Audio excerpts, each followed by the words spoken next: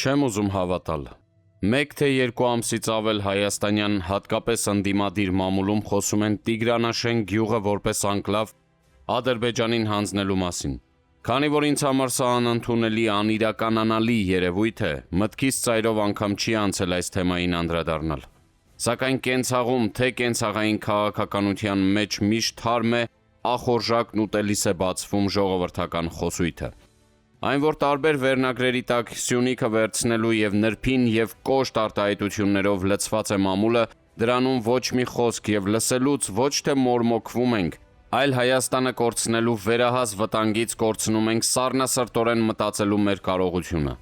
Այսօր առավոտյան լսում եմ Աշխարհաքաղաքական ակադեմիայի փոխնախագահ Արայիկ Սարգսյանի ելույթն այն մասին, որ Ալիևը պահանջել է Տիգրանաշենը։ Գլուխս բռնել էի, չի կարող պատահել, դա կնշանակի Սյունիքը։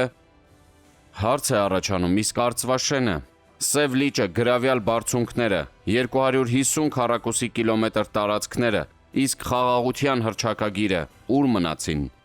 Ուզում եմ ճշմարիտ պատասխանն իմանալ։ Դատարկ փամփուշտներով օդ կրակողներին։ Շատ հետաքրքիր է, Ալիևը ինչու է այդքան սրտացավ դարձել հայերիս նկատմամբ, որ ուզում է էլեկտրոհաղորդման գծեր անցկացնել Հայաստանի տարածքում, միայն Նախիջևանի համար։ Եթե այո, հարց է առաջանում, մինչև օրս նրանք ճրագներով էին ապրում։ Այդ խորամանկի մտքին մի բան կա հաստատ։ Արցախի էսկալացիան սկսվեց նաև այն օրերից, երբ Արցախ մտնող գազի խողովակներն անցան իրենց հսկողության տակ և ձմռանը նենգաբար նրանք անջատելով ժողովրդի համար անտանելի կեցության պայմաններ էին ստեղծում և այդպես մինչև շրջափակում ու արտագաղթ։ Թրամփի թրիփի խաղաղությունը թե որքան կարող է զսպել Ալիևի նաև հայ ժողովրդին հասցված բարոյահոգեբանական հարվածները, օգտագործելով հոբի մեր համբերությունը, չգիտեմ։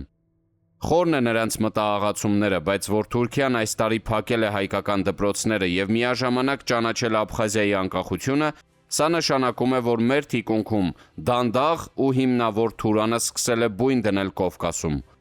Հայաստանն այս թաքուն որոգայթներից ինչպես կարող է անվտանգ դուրս գալ։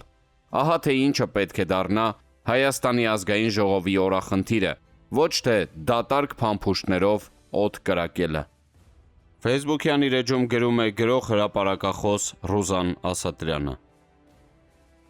Կառավարության 2026-ից 2031 թվականների ծրագրում հայ-ադրբեջանական խաղաղության ինստիտուցիոնալացման առանցքային բաղադրիչներից է սահմանազատման և սահմանագծման գործընթացի շարունակությունը, 2024-ին Տավուշում սկսված գործընթացի և երկու երկրների հանձնաժողովների կանոնակարգի հիմքով։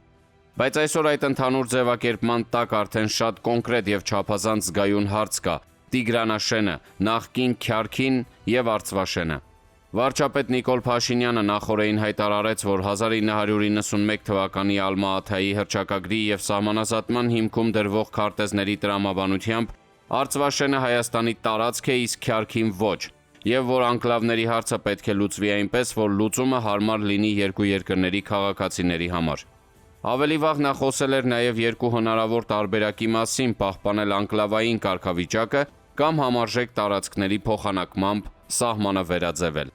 Սակայն այստեղ քարտեզը միայն իրավական փաստաթուղթ չէ։ Տիգրանաշենը Երևան-Սյունիք-Իրան ռազմավարական ճանապարհի անմիջական միջավայրում է, իսկ ցանկացած սահմանային փոփոխություն կարող է ազդել ոչ միայն անվտանգության, այլև Արարատի մարզի բնակավայրերի հաղորդակցության, տնտեսության, առևտրի և մարդկանց առօրյայի վրա։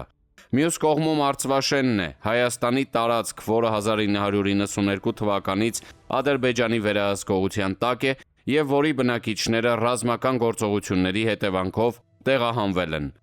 Ուստի հարցն այլևս միայն այն չէ, թե որ քարտեզն ինչ գիծ է ցույց տալիս, այլ արդյոք հնարավոր է սահմանազատում իրականացնել այնպես, որ պատմական և իրավական լեգիտիմությունը համադրվի անվտանգության, ճանապարհների, բնակավայրերի, կենսունակության և մարդկանց իրական շահերի հետ։ Եվ եթե Հայաստանը և Ադրբեջանը հայտարարում են, որ գնում են խաղաղության, ապա ինչու հենց Տիգրանաշեն-Արծվաշեն հարցում հնարավոր չէ գտնել այնպիսի փոխադարձ լուծում, որը երկու կողմի համար նոր անվտանգության խնդիր չի ստեղծի։